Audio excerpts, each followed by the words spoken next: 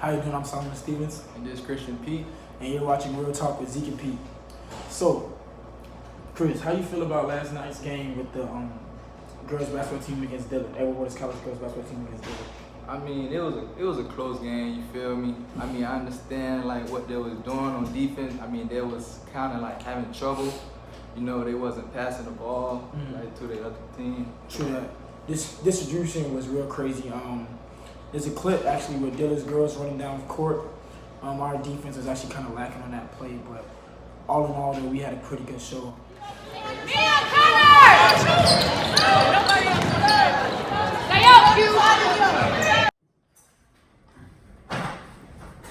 The second topic we have on the Edward Waters College girls basketball team against Dillon University is the lack of ball control on both sides of the ball, but specifically from one of our players, Jamisha, who actually, Pete, how about you go ahead and talk about it? All right, Jamisha, she was down court on a fast break. She ended up losing the ball. I guess one of the defenders trying to draw the foul, you know what I'm saying, ended up losing the ball down court.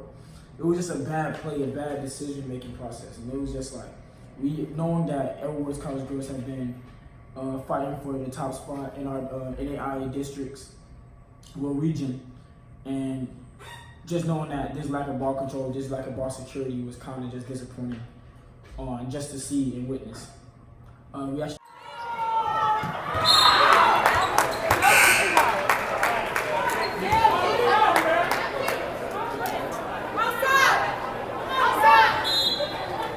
Zeke, how you feel about the females free throws? Free throws against Dillon, I feel like our girls have done a lot more prosperous against them. I know the last game against Flowmore, our girls' free throws percentage was way above par. But this game was definitely below average. Our girls usually put a lot more free throws in that if drawing the foul or able to draw the foul. Like we talked about before, the fast break that Jamisha Williams had pulled off. Usually they draw the foul with that, but she didn't draw the foul. It's like a lot of what we call it, blatant mistakes that our girls was making that could have cost us the game. And it was just kind of crazy. I really think that our girls are a lot better than that in retrospect. But it goes down to the fact that, like you said before, you know what I'm saying, training. Our girls train every day to miss free throws. We don't have time for that. Right. Let me stop you right there. Okay, so with the female basketball team during practice, I guess they ended up thinking, they was like, kind of too sweet. So I guess they was like slacking in practice. So, I guess they thought they were going to end up winning or it was going to be like a blowout. Yeah, didn't even work as hard as they usually are. Right. I understand that because I know a lot of times some people fall victim to that arrogant attitude, stuff like that. But at the end of the day, it's just kind of, at the end of the day, Pete, it's just like, come on, y'all. You know what I'm saying? This is a game, conference game at that. Right. You feel me? Trying to be the top in our conference. Again, once again, our girls have historical value in our conference. So it's just like, for lack of a better word, our girls should have been more prepared for this bout with Dillon University. Physical. But yeah, so with that, we got a clip about different class. Oh. Yeah. Yeah, you got to record that bit.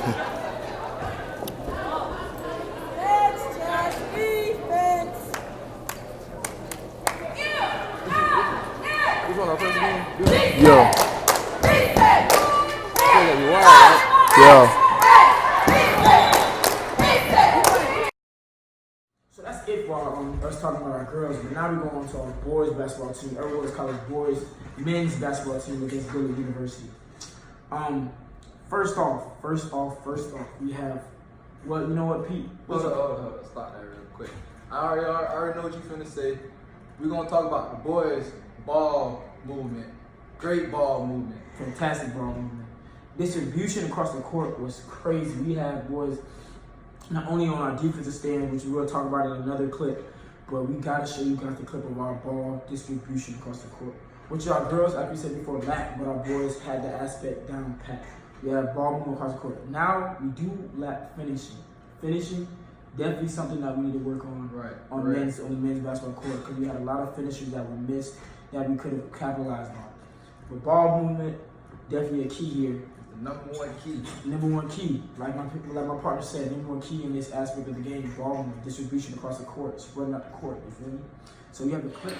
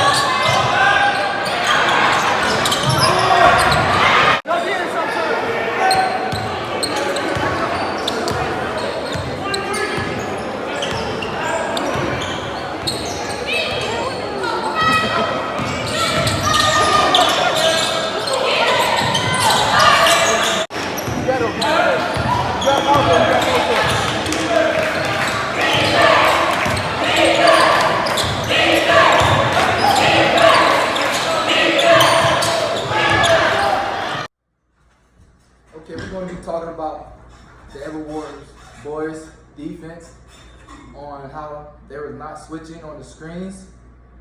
You know, it was a wide open man at the 3-point line. He ended up, you know, traveling, but he could have pulled the shot off. But yeah, definitely could have pulled the shot off, but that was really a lack of coverage. Also, big correction, ladies and gentlemen, we did not play Dillard University, we played Citadel.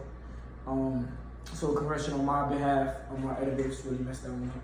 But anyways though, like my partner said, real defense was great to a point, because there was definitely a lot wide of a man left open on the screen that wasn't picked up.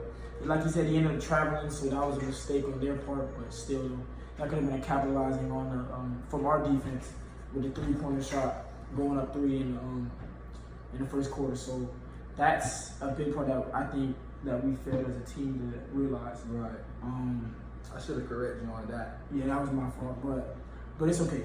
But anyways, though, we got to go back to the topic of leaving open, wide open men. Now, if we talk about it for the girls' side kind of lacked defense in a sense of just coverage-wise. You know what I'm saying? Everybody might have had a man to mark or a woman to mark per se, but it's just coverage-wise. Our men kind of stayed within the paint, so they stay within the little box area. So it's like everybody on the outside 3 is left open, whether they be a center or not.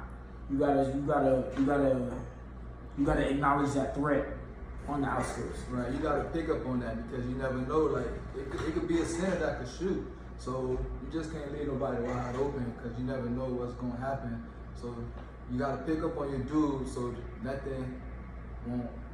Exactly, like Right. you know what I'm saying? Yeah, exactly. I get you. Like fundamentals of basketball, fundamentals, they're key. You can't be so hard. You know what I'm saying? Hard down wanting to score, Right. and you're out there trying to just, oh, let me get a basket, let me get a steal, let me do this, let me get a dunk.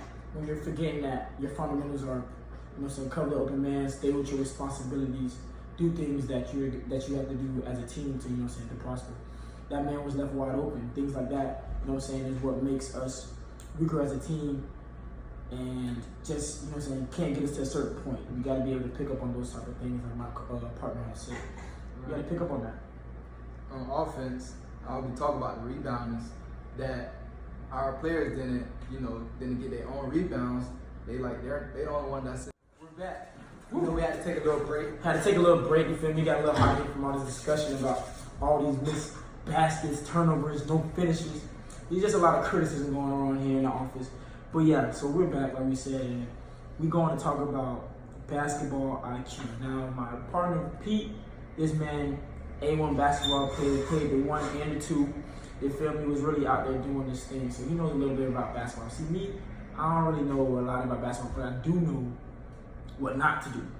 And we see a lot of what not to do on this court today, because we got a lot of, like we said, ball distributions is okay, but we got a lot of missed finishes, drawn fouls on both ends of the ball, just a lot of stuff going on. So I'm gonna let him take over with that, you feel me? Take over on the basketball IQ side of things. So what you think could have been different? How you feeling on both offensive and defensive IQ wise?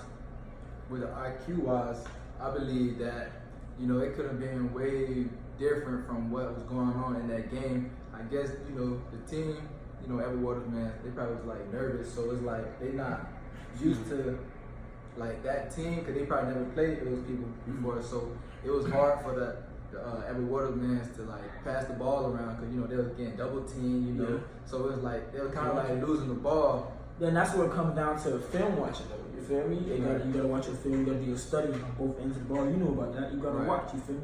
But that's how I feel like differentiates from a great player to an okay player. You feel me? You gotta study. You gotta know what you're talking about. You gotta know what you're doing on the court at all times, regardless of what's going on around you.